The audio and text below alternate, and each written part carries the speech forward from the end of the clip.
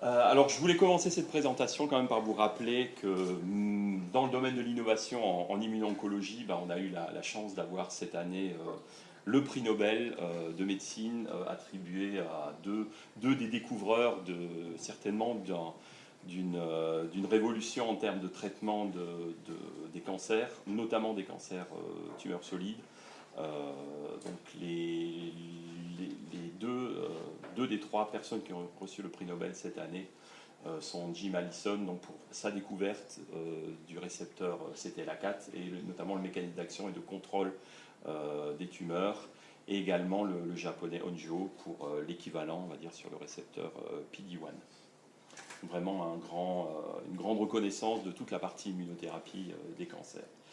Alors je voulais aussi vous rappeler, avant de rentrer dans le vif du sujet, les interconnexions qui existaient entre la cellule tumorale et le système immunitaire, qui a été résumé ici par ce cercle vicieux cancer-immunité, donc décrit par Chen et Mellman, donc où on a toutes les interconnexions entre la reconnaissance des antigènes tumoraux qui sont relargués lors de différents types de traitements. Ça peut être de la chimiothérapie, ça peut être de la radiothérapie ou d'autres thérapies qui amènent à la lyse des cellules tumorales. Ces antigènes tumoraux sont ensuite pris en charge par le système immunitaire et présentés au système immunitaire qui va s'activer, qui va se primer et s'activer en local au niveau de la tumeur. Les lymphocytes T qui sont dans les ganglions vont avoir des signaux de migration vers les sites tumoraux. Ces lymphocytes vont s'infiltrer dans la tumeur, vont effectivement reconnaître ces antigènes tumoraux et vont amener à la lyse de ces cellules tumorales. Donc ça c'est le cercle vertueux qui dans certains cas effectivement n'existe plus, et c'est dans ce cas-là où on a un échappement de la tumeur au système immunitaire, on a une perte de cette immunosurveillance des cancers et l'apparition d'une tumeur en progression. Donc l'immuno-oncologie, c'est justement d'étudier ces différentes interactions et d'agir à ces différents niveaux pour pouvoir réactiver et réinstaurer la surveillance des tumeurs par le système immunitaire. Alors j'ai fait un snapshot un peu plus court sur les dernières innovations qui existent dans le domaine de l'immunothérapie des cancers sur les 10 dernières années. Et on se rend compte qu'effectivement, il y a pas mal d'innovations qui existent, différentes modalités thérapeutiques qui ont été mises en œuvre, plus ou moins complexes. Il y en a pas mal qui sont basés sur des anticorps monoclonaux standards, je dirais, où l'innovation vient plutôt de l'antigène. Il y a d'autres approches comme les virus oncolytiques, les anticorps bispécifiques ou les CAR-T-cells qui sont plus liés à de l'innovation technologique sur les modalités elles-mêmes. Donc je ne vais pas rentrer dans le détail, je vais surtout vous développer aujourd'hui deux de ces modalités qu'on travaille dans notre portefeuille clinique, les T-cell engagers et les CAR-T-cells. Voilà, donc, alors comme c'est des modalités complexes, toutes ces approches thérapeutiques sont travaillées aujourd'hui chez Servier au sein de partenariats multiples et souvent avec l'engagement de nombreux partenaires, comme c'est le cas dans le cas de la thérapie cellulaire. Donc on a des projets aujourd'hui, on a de l'activation directe de lymphocytes T par des anticorps bispécifiques. On a des produits de thérapie cellulaire allogénique, donc c'est un des moyens qui permet de fabriquer des cellules complexes à un coût moindre. Et on travaille également des projets autour de nouvelles générations d'immune checkpoint que je ne vous présenterai pas aujourd'hui. Donc le premier produit dont je vais vous parler s'appelle flotetuzumab, donc c'est un anticorps bispécifique qui est basé sur le même mécanisme d'action que l'inatumomab qui vous a été présenté rapidement précédemment. Donc juste un petit rappel, vous avez ici ce que vous a présenté Stéphane, donc l'activation naturelle d'un lymphocyte T, donc en contact avec une cellule présentatrice d'antigènes qui va présenter des antigènes tumoraux. Donc ces antigènes tumoraux sont reconnus par le TCR, et c'est ce complexe qui va induire le premier signal d'activation du lymphocyte T, qui doit effectivement absolument être relayé pour que ce lymphocyte T devienne fonctionnel, actif et prolifère, et deviennent cytotoxiques par un second signal qui peut être le CD28, le 4-1BB. Alors, la beauté de cette modalité thérapeutique, qui est donc un T-cell engager, c'est d'essayer de mimer tout ce gros complexe protéique par une seule protéine, qui est représentée ici, et qui va donc permettre de faire un pontage direct entre un fragment d'anticorps qui va reconnaître l'antigène tumoral, donc à la place d'un peptide présenté par le MHC, et par un deuxième domaine de liaison qui va reconnaître l'un des récepteurs du TCR, un récepteur activateur qui est donc un des récepteurs du CD3. Donc vous voyez que c'est quelque chose de beaucoup plus simple, qui a besoin de beaucoup moins de partenaires protéiques au niveau des différentes cellules, et qui, quand on design bien sa molécule, permet une activation tout à fait comparable du lymphocyté que ce qu'on a dans une situation naturelle de reconnaissance des néoépitopes tumoraux. Alors il existe plusieurs types de formats bispécifiques qui sont développés. Alors là vous avez le format historique développé par Micromet, qui est une protéine toute simple qui comporte donc les deux sélectivités de deux anticorps qui reconnaissent les deux antigènes, donc soit le CD19, soit le CD3, et qui sont associés par un linker qui possède une flexibilité suffisante pour pouvoir engager les deux cibles sur les deux cellules différentes. Alors, nous, on a travaillé avec une autre compagnie qui a développé un autre format qui s'appelle le DART, donc c'est Dual Affinity Retargeting. Donc, c'est un format qui s'apparente plus à un format standard de partie variable d'un anticorps, d'un fragment FAB, puisqu'on retrouve ici des domaines d'interaction entre le CK et le CH1. Et la grande différence, c'est qu'ils ont rajouté un pont disulfure qui n'existe pas dans ce format et qui permet une flexibilité accrue entre les deux domaines variables et qui permet un meilleur positionnement et un meilleur engagement du CD3 quand la molécule reconnaît également un antigène tumoral. Donc il y a pas mal de ce type de molécules qui sont actuellement en développement. Donc il y a actuellement un seul produit approuvé, hein, c'est le blinatumomab. Il y a eu un autre produit qui avait été approuvé auparavant, mais qui a été retiré du marché pour des problèmes de toxicité qui sont essentiellement basés à l'origine du format. Donc il y a un domaine de recherche très actif autour de ces T-cell engagers, puisque, comme vous l'avez peut-être compris, le mécanisme d'action est sensiblement identique à celui des CAR T-cells. La différence étant qu'il utilise bien sûr les lymphocytes infiltrés du patient. Le gros avantage, c'est que c'est un produit beaucoup plus facile à fabriquer et bien sûr beaucoup moins cher.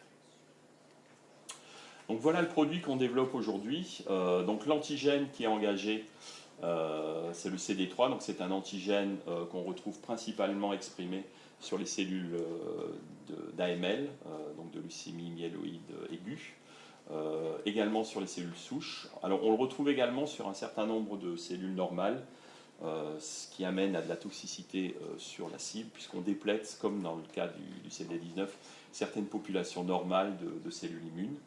Et donc l'autre antigène donc de la molécule bispécifique, c'est le CD3, qui va donc permettre l'engagement et l'activation du TCR au niveau des lymphocytes T.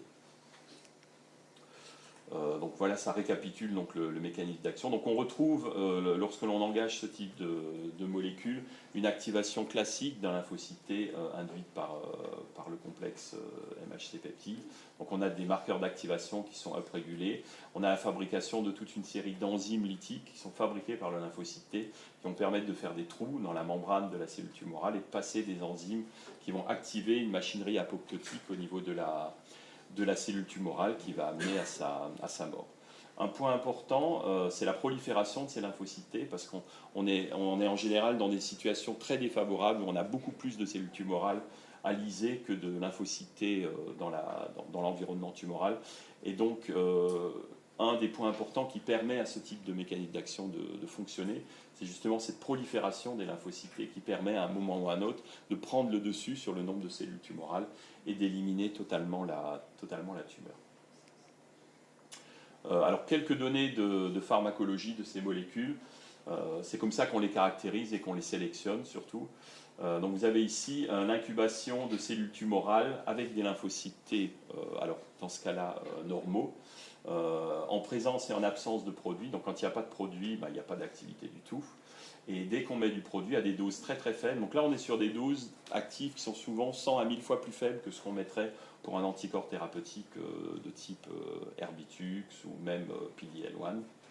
On a une lyse très efficace des cellules tumorales. Donc ça c'est une cellule tumorale qui n'exprime pas l'antigène, donc il n'y a pas de CD123 présent et on n'a pas du tout de lyse de la cellule. Donc ça c'est très important, il faut que l'activité cytotoxique de ces produits soit dirigée uniquement contre des cellules qui sont positives pour l'antigène à cibler.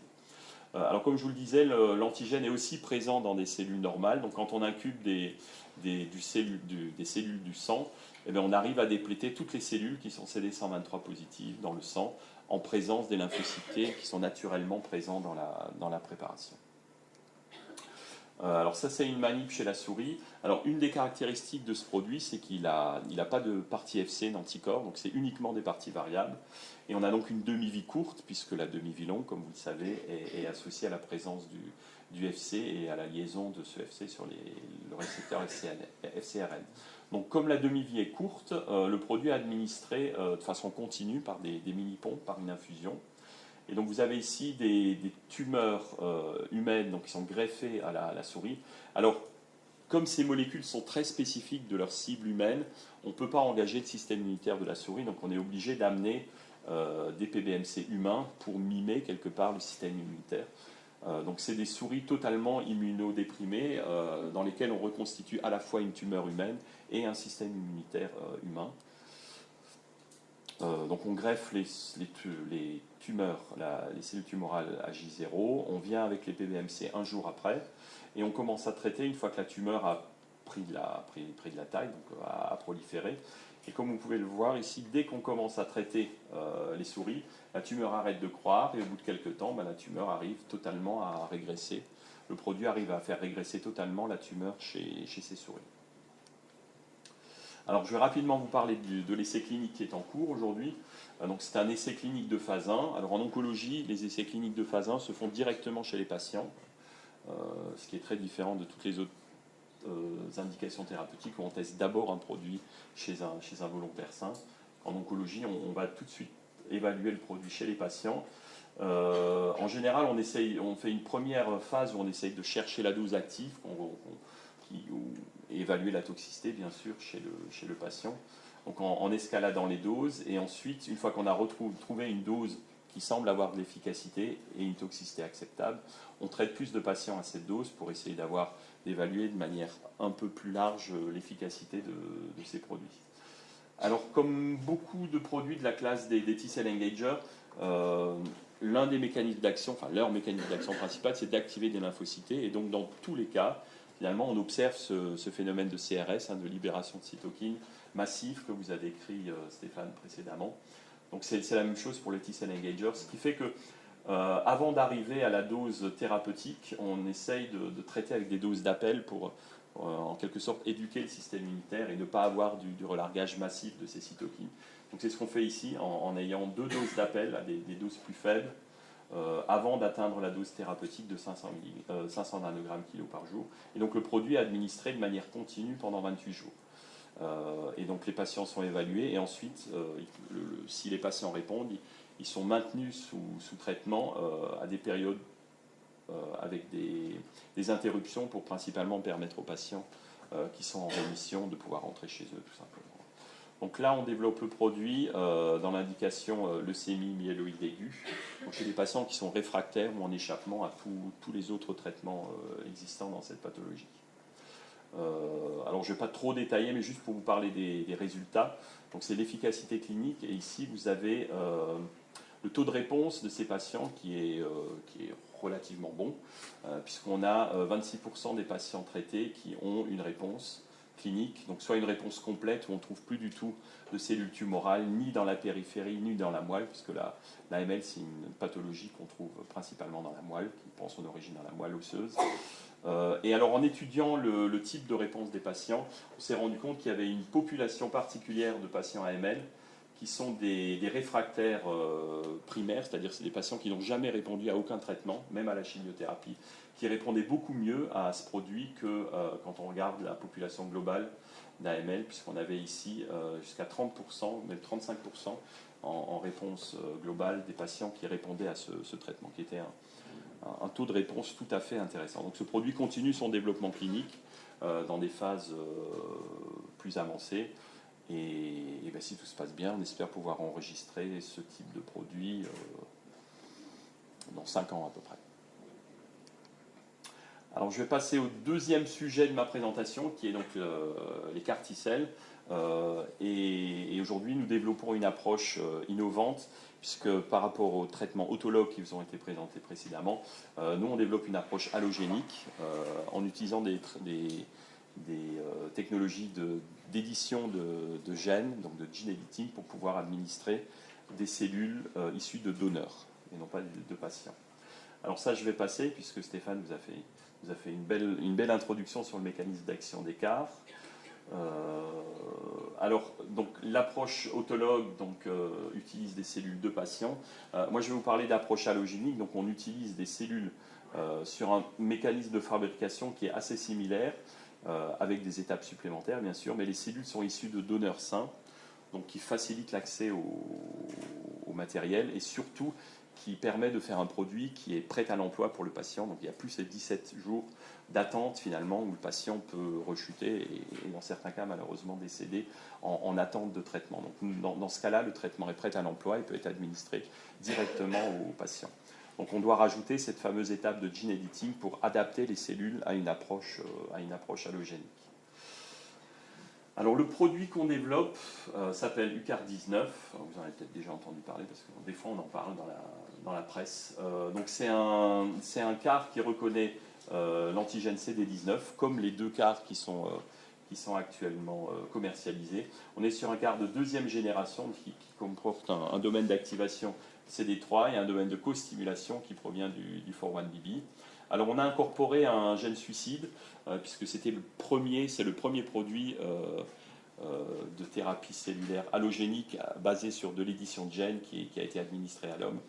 Donc on a préféré pouvoir contrôler ces cellules chez le patient traité par un mécanisme de gène suicide.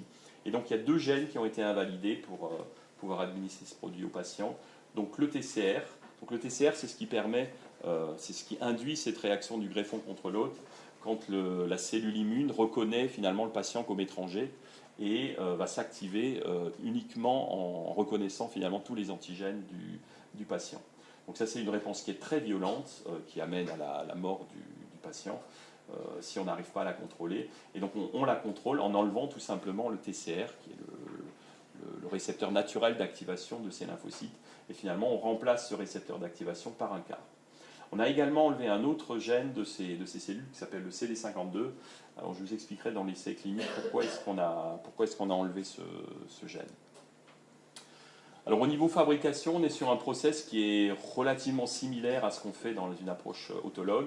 La grosse différence, c'est cette étape, puisqu'on est obligé de rajouter ces éléments de gene editing au niveau des cellules. Donc c'est une étape d'électroporation où on rentre des molécules qui s'appellent les thalènes. Je suis peut-être un peu en... Non, tu as encore le temps. On rentre ces molécules de thalène, donc qui sont le cœur de la technologie Selectis, et qui permettent de faire de gene editing, donc d'invalider des gènes au niveau des cellules. Et ensuite, il y a donc une étape d'amplification de ces cellules. Alors ça, c'est différent aussi. Ici, comme cette présence de ce TCR est vraiment quelque chose de critique pour la safety du produit, on a rajouté une étape d'enrichissement et on élimine toutes les cellules qui conservent malgré tout l'expression du TCR, qui n'ont pas une élimination totale de ce TCR. Donc ensuite, on congèle le produit, il est prêt à l'emploi, et donc il y a ce qui fait la force et la caractéristique d'un médicament pharmaceutique, c'est l'analyse, le contrôle qualité qui est appliqué sur ce produit, qui le fait ressembler, je dirais, un peu plus à un médicament traditionnel. Donc on est aujourd'hui sur un process qui dure à 19 jours, donc c'est à guère plus long qu'un process de fabrication autologue. Par contre, on a 9 semaines de contrôle qualité derrière, avant de pouvoir libérer et d'administrer le produit au patient. Alors juste pour vous montrer que d'enlever le TCR, ça enlève bien la GVH. Donc ça, c'est un modèle murin de GVH où on induit un symptôme de greffon contre l'autre chez des souris en administrant tout simplement des cellules humaines à ces souris. Donc quand on administre des lymphocytes T à une souris, les lymphocytes T vont s'activer puisqu'ils reconnaissent la souris comme étrangère. Et comme je vous le disais, c'est quelque chose de très violent et au bout de 15-20 jours, tous les animaux sont morts. Par contre, dès qu'on enlève le TCR, vous avez ici les souris traitées avec des lymphocytes T qui ont été invalidés pour le TCR, et bien les souris se portent tout à fait normalement et elles ne meurent pas du tout. Donc il prouve bien que cette réaction de greffon contre l'hôte est totalement éliminée quand on élimine le TCR du lymphocyte T. Et ça, c'est une manip d'efficacité où ici on a marqué des cellules tumorales à la luciférase. Donc quand on greffe ces cellules tumorales à des souris, eh bien, elles se développent et on voit de la luminescence ici partout dans le corps de la souris, puisque c'est une greffe, ce qu'on appelle orthotopique. Les cellules tumorales se retrouvent dans la circulation des souris. Et quand on traite ces souris avec des cellules CAR, eh bien, on arrive à totalement éliminer la présence de luminescence. Donc il n'y a plus de cellules tumorales dans ces souris. Que ce soit en présence du TCR endogène ou en absence du TCR endogène, on voulait vérifier que le fait d'enlever le TCR endogène, ça ne modifiait pas l'activité du CAR. Alors vous avez déjà vu ces images, donc ça c'est effectivement Émilie qui était la première patiente traitée par l'équipe de Carl June il y a 6 ans maintenant, et qui est toujours en rémission complète. Donc on la voit souvent parce qu'elle a même vu Obama, elle a même été invitée par Obama. C'était un vrai, et c'est vraiment ça qui a lancé toute l'approche industrielle, je dirais, de la thérapie cellulaire. Donc aujourd'hui, il y a plein d'essais CAR, comme vous l'a présenté Stéphane, qui existent. Il y a plus de 400 essais en cours, principalement aux États-Unis, mais la Chine s'est réveillée il y a quelques années, peut-être 2-3 ans. La majorité des essais ciblent toujours CD19, puisque, comme on vous l'a présenté avant, c'est un antigène un peu modèle. C'est des pathologies qui répondent très bien aussi à la thérapie cellulaire. Il y a beaucoup d'autres essais et beaucoup d'autres antigènes qui sont testés. Et aujourd'hui, les principales indications qui bénéficient de ce type de thérapie, c'est bien sûr la LLB, mais aussi le lymphome non-Hodgkinien et le myélome multiple qui répond également très bien à ce type de thérapie. Alors nous aussi, on a notre Émilie, elle s'appelle Leïla, voilà. Donc c'est cette petite fille qui a été traitée il y a maintenant un peu plus de 3 ans à Londres par le premier produit de thérapie cellulaire issu d'ingénierie cellulaire. Donc c'est une petite fille qui avait 11 mois, qui avait plus aucun espoir thérapeutique, elle n'avait plus aucun traitement, elle avait subi des greffes de moelle, tout avait échoué. Et quand on lui a administré UCAR19, eh bien, elle a été guérie et 3 ans après, elle est toujours en bonne santé. Donc c'est assez extraordinaire. C'est ça qui nous a vraiment stimulé à lancer des essais cliniques avec ce produit. Donc il y a eu un deuxième enfant qui a été traité dans ce qu'on appelle un usage compassionnel, c'est-à-dire en dehors d'un essai clinique formel. La petite fille est toujours aussi en vie aujourd'hui. Donc on a aujourd'hui 2 essais cliniques en cours, un dans une indication pédiatrique, toujours ALL, l'autre une indication adulte. Alors il y a pas mal d'autres essais allogéniques qui sont en cours aujourd'hui. On essaye beaucoup de pouvoir mettre en place cette technologie pour les patients. Donc Selectis, qui est la compagnie qui développe cette technologie de gene editing, a un essai en cours qui cible l'antigène CD123. Ils vont démarrer un essai sur CD22. Il y a 2 autres sociétés qui ont communiqué qu'ils allaient démarrer des essais cliniques courant 2019 avec d'autres technologies de gene editing, CRISPR Therapeutics utilisant du CRISPR, et alors Precision Bioscience, qui est aussi une société avec qui on collabore aussi, qui a une autre technologie d'édition de gènes qui s'appelle les méganucléases. Et aujourd'hui, on se rend compte que tous les gros acteurs des projets CAR-T autologues sont aussi présents dans les approches allogéniques, parce que vraiment, c'est certainement cette approche qui permettra demain de permettre aux patients, à un plus grand nombre de patients, d'être traités par des produits de thérapie cellulaire. Alors juste quelques mots sur les essais cliniques, je ne vais pas m'étendre plus que ça. Donc ça, c'est les dernières données qui ont été présentées à un grand congrès d'hématologie début décembre. Donc c'est des données poolées des 2 études, à la fois adultes et pédiatriques. Donc comme vous le disait Stéphane, il y a toujours une lymphodéplétion qui est administrée avant le traitement, parce qu'il faut vraiment, alors c'est encore beaucoup plus critique pour les cellules allogéniques, elles ont vraiment besoin que le patient n'ait plus du tout de cellules immunes, sinon, ou une minorité de cellules immunes, sinon ces cellules qui sont différentes du point de vue immunologique vont être rejetées. Donc cette lymphodéplétion est vraiment critique. Il y a pas mal de protocoles qu'on a testés. Et alors ce que je vous disais précédemment, il y a un produit qui semble vraiment critique pour la réponse de notre produit CAR19, c'est une lymphodéplétion en utilisant alemtuzumab. Alors alemtuzumab, c'est un anticorps qui est utilisé dans le traitement de la greffe, qui est qui est administré aujourd'hui aussi pour la sclérose multiple, qui a été administré aussi à un moment comme anticancéreux, et qui déplète en fait toutes les cellules immunes qui sont CD52 positives. Et il y a un grand nombre de cellules immunes qui sont CD52 positives, notamment les lymphocytés. Et donc nous avons enlevé, grâce à une technologie de gene editing, le CD52 de nos cellules ingénieuries, donc en même temps que le TCR, et ça permet d'avoir des cellules qui sont résistantes à l'alemtuzumab. Alors l'alemtuzumab permet de faire une lymphodéplétion beaucoup plus longue, beaucoup plus prolongée que ce qu'on peut obtenir avec la chimiothérapie standard. Et ça permet vraiment à nos cellules de pouvoir avoir le temps de proliférer et d'éliminer les cellules tumorales chez le patient. Donc là, vous avez donc l'étude PAL pédiatrique, c'est une seule dose. L'étude CALM, c'est une étude en escalade de dose standard, je dirais, pour une étude de recherche de dose active. Donc le traitement est administré, les patients sont monitorés sur les 3 premiers mois, et ensuite effectivement il y a une longue période de follow-up, comme le produit est issu d'une manipulation génétique et virale. Il faut suivre les patients pour éventuellement l'apparition de cancers secondaires qui sont liés à des instabilités génétiques qu'on aurait introduites. La toxicité, alors la toxicité elle est assez standard, c'est ce qu'on observe en gros chez les produits autologues. Alors on avait très peur de cette réaction de GVH, donc, qui pouvait potentiellement exister si on avait des cellules TCR positives qui étaient administrées à l'homme. Le produit est suffisamment de bonne qualité pour qu'effectivement il y ait très peu de GVH et de grade mineur, grade 1. Grade 1 c'est traité avec des pommades en local, c'était vraiment 3 fois rien. Ce CRS, c'est quelque chose qu'on observe effectivement dans 90% des cas.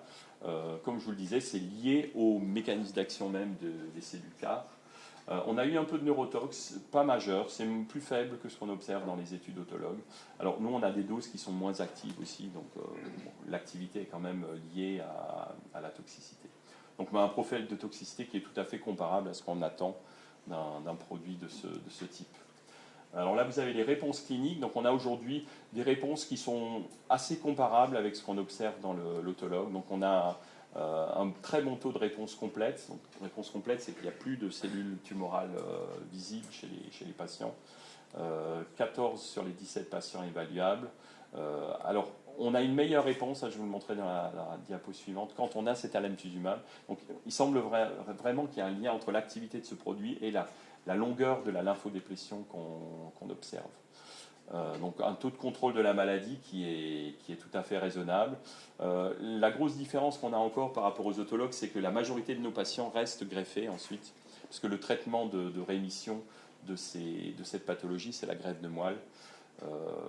Il y a à peu près 10 à 15% des patients en traitement autologue qui sont encore greffés. Nous, on est sur un pourcentage plus élevé, principalement parce que les médecins doivent avoir confiance dans l'activité de ce produit. Et effectivement, les premières doses qui étaient administrées étaient plus faibles que les doses actives attendues.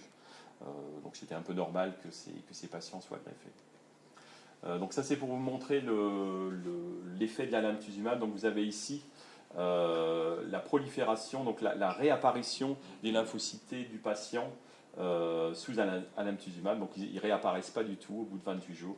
Alors que les patients qui n'ont pas d'alemtuzumab, on voit très rapidement, au bout d'une semaine en gros, on retrouve les lymphocytes du patient qui peuvent participer bien sûr à l'élimination du produit comme par reconnaissance immune. Voilà, donc je pense que je vous ai convaincu, j'espère vous avoir convaincu que ces différentes nouvelles voies de réactivation directe du lymphocyte sont des voies qui présentent beaucoup d'espoir pour les patients, qui permettent de développer des produits de très forte activité et qui sont associés à un effet thérapeutique majeur chez les patients. Et aussi, comme vous le disait Stéphane, ça reste plutôt difficile de développer ces approches, que ce soit les T-cell engagers ou la thérapie cellulaire, dans des indications de tumeurs solides pour pas mal de raisons qu'on a déjà discutées précédemment. Je remercie principalement les patients et les familles parce que c'est quand même des études compliquées à mettre en œuvre et toutes les équipes chez nous et les différents partenaires qui participent à ces essais cliniques. Merci de votre attention.